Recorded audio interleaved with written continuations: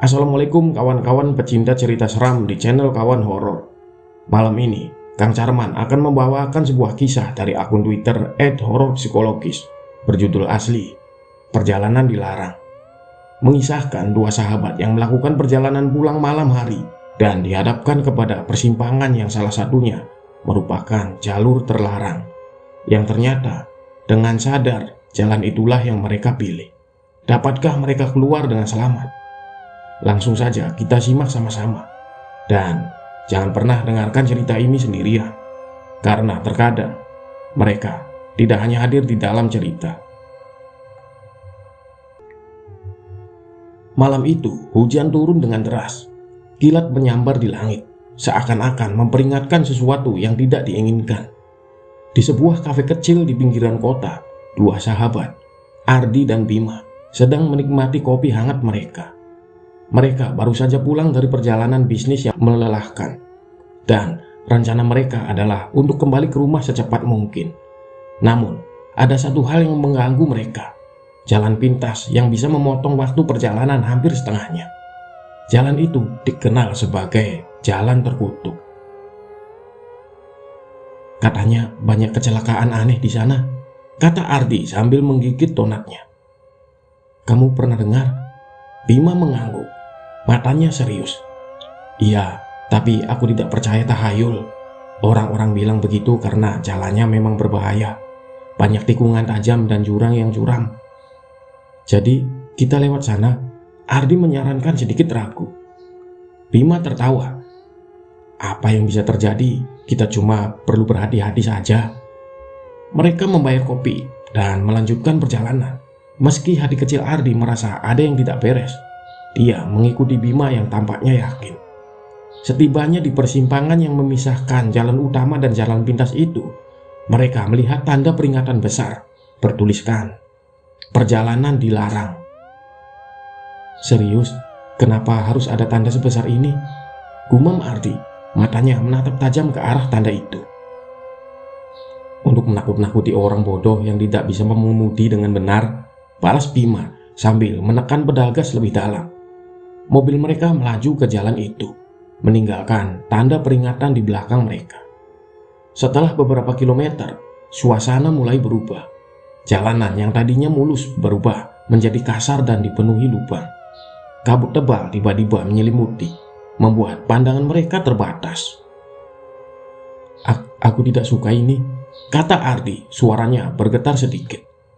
Tenang saja, kata Bima sambil menenangkan. Ini hanya kabut, akan segera berlalu.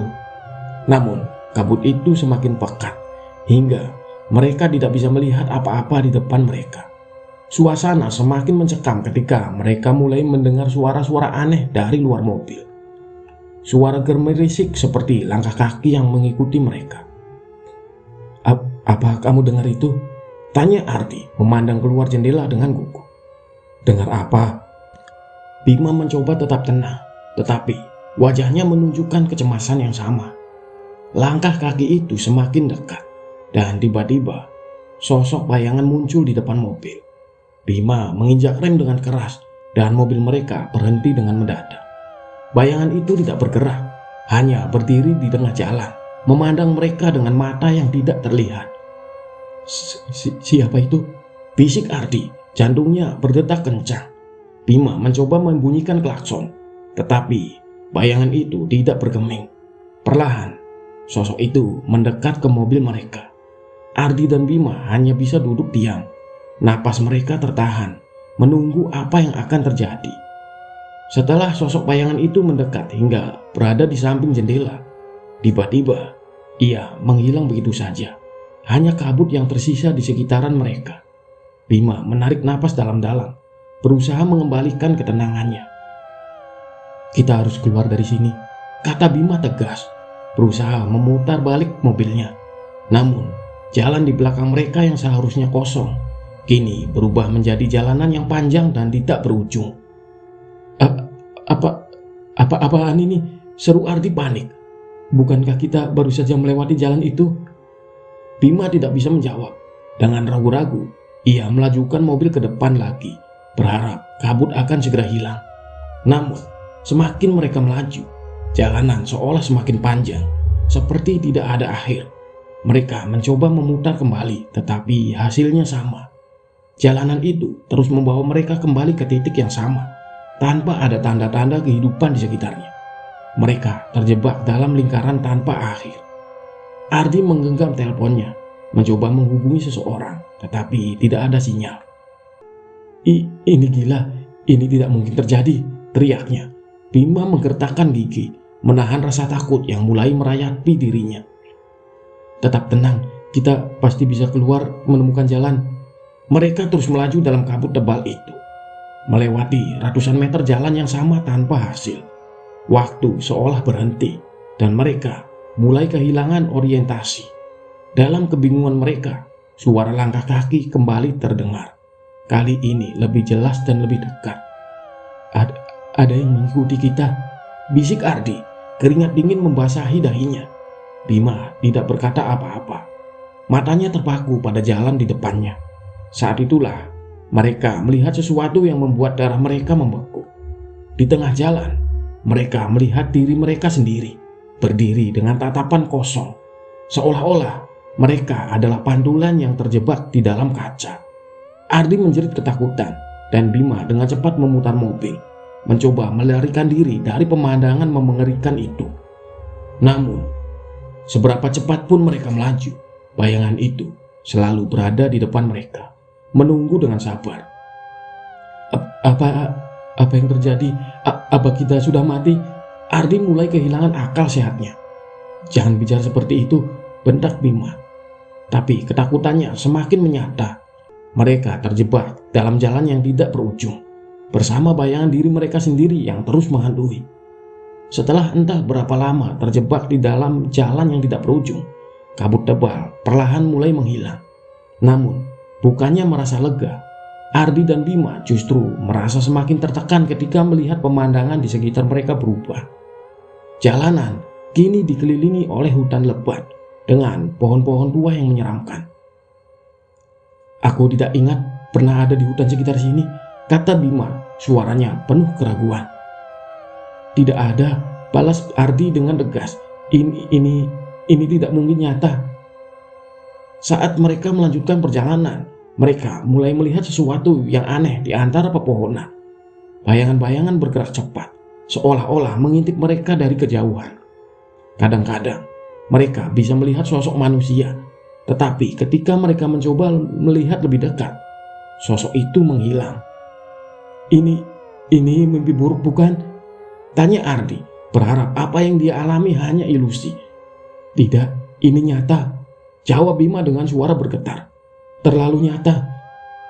Saat mereka melintasi tikungan tajam, Bima tiba-tiba menghentikan mobilnya. Di tengah jalan, berdiri seorang wanita tua dengan rambut panjang yang kusut dan wajah pucat. Dia mengenakan pakaian yang lusuh dan kotor, dan matanya yang kosong menatap mereka dengan intens. Siapa itu? Tanya Ardi, suaranya hampir tidak terdengar. Bima tidak menjawab. Dia hanya bisa melihat ke arah wanita tua itu, yang perlahan-lahan mulai mendekat ke mobil mereka. Ketika wanita itu semakin dekat, mereka bisa melihat bahwa dia tidak berjalan, melainkan melayang di atas tanah. Sialan. Bima mencoba memutar balik mobil, tetapi mesin mobil tiba-tiba mati. Mereka terjebak, tidak bisa bergerak. Wanita tua itu akhirnya sampai di samping mobil mereka, dan dengan gerakan lambat, dia mengetuk jendela mobil. Suara ketukan itu terdengar seperti palu yang dihantam ke jantung mereka. Ardi ingin menjerit, tetapi tidak ada suara yang keluar dari mulutnya. Dia hanya bisa memandang wanita itu yang kini tersenyum, memperlihatkan gigi-giginya yang mengerikan. Lalu dengan suara serak, wanita itu berbicara. Kalian seharusnya tidak ada berada di sini, katanya dengan nada yang dalam dan menyeramkan. Tempat ini bukan untuk kalian. Maafkan kami, bisik Bima dengan gemetar. Wanita itu hanya tertawa pelan, lalu dengan cepat menghilang ke dalam kabut yang tiba-tiba muncul kembali, meninggalkan mereka dalam kegelapan yang mencekam. Setelah kejadian itu, Mereka berdua hanya duduk dan diam di dalam mobil, terengah-engah karena ketakutan yang baru saja mereka alami. Mobil yang akhirnya bisa dinyalakan kembali dan Bima langsung menekan pedal gas, berharap bisa segera keluar dari jalan terkutuk itu. Namun, perjalanan mereka tidak semakin mudah. Jalanan menjadi semakin curam dan licin, membuat setiap manuver menjadi berbahaya. Saat mereka melintas sebuah tikungan tajam, tiba-tiba mereka melihat sebuah truk besar melaju ke arah mereka dengan kecepatan tinggi. Awas! Ardi berteriak, mencoba memegang erat-erat dashboard. Bima mencoba menghindar, tetapi jalan yang sempit dan licin membuat mobil mereka sulit dikendalikan. Ban mobil tergelincir, dan dalam sekejap, mobil mereka terbalik dan terguling ke tepi jurang. Semuanya terjadi begitu cepat. Ardi hanya bisa merasakan rasa sakit yang luar biasa di tubuhnya sebelum akhirnya semuanya menjadi gelap. Ketika dia sadar, dia menemukan dirinya masih terjebak di dalam mobil yang terbalik dengan tubuh yang terluka parah. Di sebelahnya, Bima tidak bergerak. Darah mengalir dari kepalanya yang terluka. Bima! Ardi berteriak, mencoba membangunkan sahabatnya, tetapi tidak ada jawaban. Rasa panik mulai merayapi dirinya ketika dia menyadari bahwa mereka terperangkap di tepi jurang dan mobil mereka bisa jatuh kapan saja. Dengan sisa tenaga yang dimilikinya, Ardi berusaha keluar dari mobil. Dia berhasil merangkak keluar, tetapi ketika dia mencoba menarik Bima, suara derak kayu terdengar di bawah mereka. Tanah di tepi jurang mulai runtuh. Jangan jatuh, Ardi memohon, tetapi tidak ada yang bisa dia lakukan. Dalam hitungan detik, mobil itu jatuh ke dalam jurang, membawa Bima bersamanya. Ardi hanya bisa menatap dengan ngeri saat mobil itu menghilang di dalam kegelapan. Dan suara ledakan besar terdengar di kejauhan. Air matanya mengalir, tetapi dia tidak bisa berbuat apa-apa. Rasa sakit dan ketakutan menyelimutinya, membuatnya tidak berdaya. Ardi tersadar di rumah sakit dengan tubuh yang penuh luka dan perban. Perasaan hampa memenuhi dirinya saat dia menyadari apa yang telah terjadi. Bima, sahabatnya, telah meninggal dalam kecelakaan itu, dan Ardi adalah satu-satunya yang selamat. Polisi yang menanyainya hanya bisa menggelengkan kepala ketika dia menceritakan kejadian yang mereka alami. Jalan yang mereka lewati, yang dikenal sebagai jalan terkutuk, telah memakan banyak korban sebelumnya, dan banyak orang yang mengklaim telah melihat penampakan-penampakan aneh di sana. Namun, tidak ada yang bisa menjelaskan secara pasti apa yang sebenarnya terjadi di jalan itu. Hari-hari berlalu, dan Ardi mencoba melanjutkan hidupnya. Tapi, bayangan dari kejadian itu di jalan itu terus menghantui dirinya. Setiap malam, dia bermimpi tentang jalan itu, tentang kabut tebal dan suara langkah kaki yang mengikutinya. Dia bisa mendengar suara Bima yang memanggilnya dari kejauhan, tetapi dia tidak bisa menjangkaunya.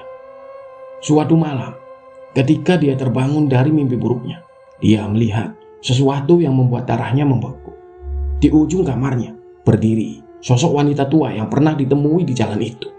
Wanita itu tersenyum kepadanya dengan gigi-giginya yang mengerikan. "Kamu seharusnya tidak berada di sini," kata wanita itu. Suaranya terdengar seperti desiran angin. Ardi mencoba berteriak, tetapi suaranya tercekik di tenggorokannya. Wanita itu mendekat dan dengan lembut dia menyentuh dahi Ardi. Seketika itu juga Ardi merasakan dingin yang luar biasa merayapi tubuhnya. Ketika wanita itu menghilang, Ardi hanya bisa terbaring di tempat tidurnya. Tubuhnya kaku tak berdaya. Napasnya mulai melemah dan dunia di sekitarnya perlahan-lahan menghilang, meninggalkan dalam kegelapan yang abadi. Di pagi hari, perawat yang datang ke kamarnya menemukan Ardi terbaring kaku. Matanya terbuka lebar dengan tatapan kosong. Tidak ada tanda-tanda kehidupan yang tersisa, hanya senyum samar yang menghiasi wajahnya. Seolah-olah dia akhirnya menemukan kedamaian dalam kegelapan yang selama ini menghantuinya. Jalan itu, jalan terkutuk, terus menelan korban. Dan mereka yang pernah melintasinya akan selalu membawa kenangan buruk yang tidak pernah bisa mereka lupakan. Jalan itu bukan hanya sekedar jalan pintas, tetapi sebuah gerbang menuju kegelapan yang tidak bisa dijelaskan oleh akal manusia. Perjalanan dilarang, tetapi mereka yang nekat melaluinya, perjalanan itu tidak akan pernah berakhir dengan baik. Assalamualaikum kawan-kawan pecinta cerita seram di channel Kawan Horor. Malam ini, Kang Carman akan membawakan sebuah kisah pengalaman horor yang dialami oleh pedagang bakso saat dia keliling malam hari. Cerita ini diambil dari akun Twitternya @hororpsikologis. Berjudul asli, Penjual Bakso dan Gang Angker. Baiklah, tanpa berlama-lama lagi, langsung saja kita masuk ke ceritanya. Dan jangan pernah dengerin cerita ini sendirian, karena terkadang mereka tidak hanya hadir di dalam cerita. Joko baru saja tiba di Jakarta dengan harapan besar. Setelah bertahun-tahun membantu ayahnya di desa membuat bakso, ia memutuskan untuk merantau ke ibu kota. Jakarta itu kota dengan sejuta peluang, kata tetangganya ketika Joko berpamitan. Namun, di balik harapan itu, Joko tidak bisa menghilangkan perasaan ragu yang menghantuinya. Bagaimana kalau dia tidak berhasil? Bagaimana kalau baksonya tidak laku?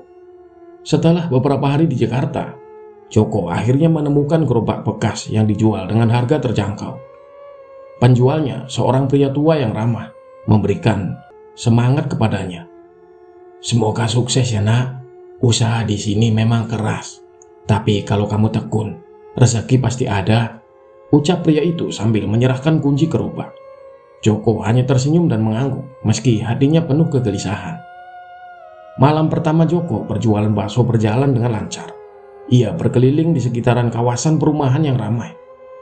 "Bang, bakso 2 porsi, nggak pedes ya?"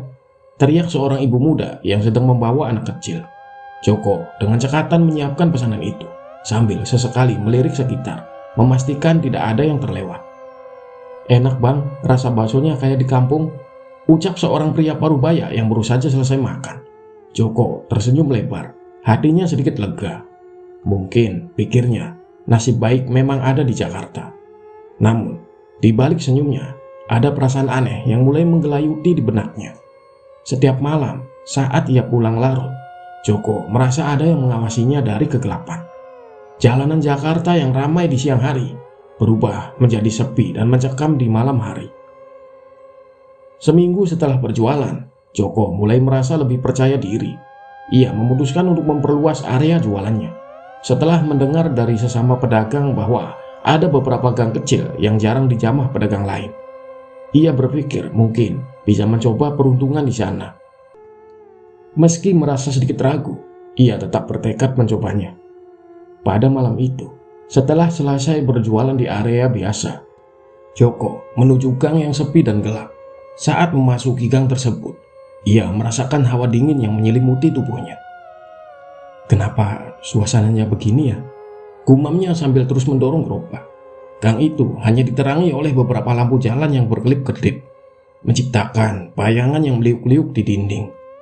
Ketika Joko sudah sampai di ujung gang, tiba-tiba mendengar suara lemah dari belakangnya. "Bang, bakso 1. Suara seorang perempuan terdengar, namun suaranya begitu pelan seolah dibawa angin. Joko menoleh dan melihat seorang perempuan muda berdiri di ujung gang. Hanya beberapa meter darinya, perempuan itu tampak aneh. Wajahnya tertutup bayangan. Rambut panjangnya tergerai acak-acakan dan pakaiannya terlihat lusuh. Dengan sedikit ragu, Joko berusaha bersikap biasa saja. "Baksonya pedas nggak mbak?" tanyanya sambil memulai mempersiapkan di gerobaknya. Perempuan itu hanya menggeleng pelan, tidak mengeluarkan sepatah kata pun. Joko mulai memasak bakso, namun perasaannya semakin tidak nyaman. Saat Joko menyerahkan mangkok bakso kepada perempuan itu, ia merasakan dingin yang luar biasa di tangannya. "Besok malam datang lagi ya bang," ucap perempuan itu dengan senyum yang membuat Joko merinding. Ia mengambil bakso itu, lalu berbalik dan menghilang ke dalam kegelapan. Joko berdiri diam beberapa saat, mencoba mencerna apa yang baru saja terjadi, sebelum akhirnya memutuskan untuk segera pulang. Keesokan harinya, Joko tidak bisa menghilangkan bayangan perempuan misterius itu dari pikirannya. Ada sesuatu yang aneh pada perempuan itu. Cara bicaranya, dingin tangannya, dan suasana gang yang mencekam.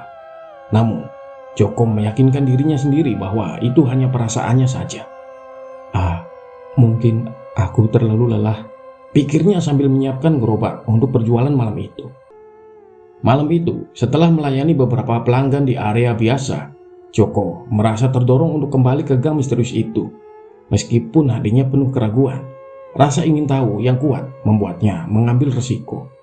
Ketika ia mencapai gang tersebut, suasana terasa lebih mencekam daripada sebelumnya. Angin berhembus lebih kencang dan daun-daun kering berterbangan di sekelilingnya. Saat Joko memasuki gang itu, ia menunggu dengan perasaan was-was. Tidak lama kemudian, perempuan yang sama muncul dari balik bayangan. Wajahnya terlihat lebih jelas di bawah sinar bulan yang redup. Kulitnya pucat dan matanya tampak kosong, seolah tidak ada kehidupan di dalamnya. "Bakso lagi, Bang?" ucap perempuan itu dengan suara yang sama seperti malam sebelumnya. Joko yang sudah merasa sangat gelisah tetap berusaha bersikap profesional. Ia mulai memasak bakso dengan tangan yang sedikit gemetar, berusaha tetap tenang. Namun, semakin lama ia berada di sana, semakin kuat perasaan tidak nyaman yang merasukinya. "Kenapa Mbak selalu makan di sini?" tanya Joko dengan suara bergetar, mencoba mencari tahu lebih banyak tentang perempuan itu.